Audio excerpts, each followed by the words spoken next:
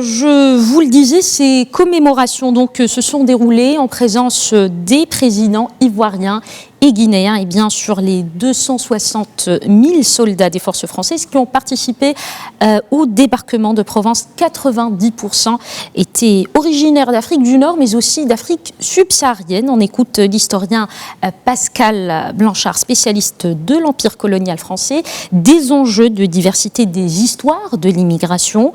Il revient sur le sacrifice de ces soldats africains pour la France. On l'écoute au micro de nos confrères de Média Radio.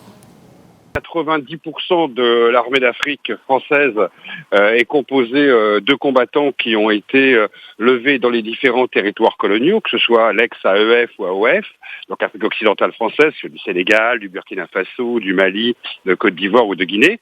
Bien entendu, après le débarquement de novembre 1942, cette armée s'est renforcée de troupes marocaines, algériennes puis tunisiennes, qui ont composé même le plus gros des troupes de cette armée d'Afrique, avec, y compris pour l'Algérie, une proportion à peu près égale de combattants européens et de combattants maghrébins dits musulmans à l'époque dans cette armée française. Donc c'est une armée qui débarque sur les plages de Provence sur les 2 mois qui vont suivre le 15 août, qui va être extrêmement composée de cette diversité des troupes qui viennent de l'Empire colonial français, avec une très très forte majorité de combattants maghrébins, puisque ce seront les plus nombreux aux côtés des alliés américains et anglais sur les plages de Provence pendant ce mois d'août et ce mois de septembre 1944.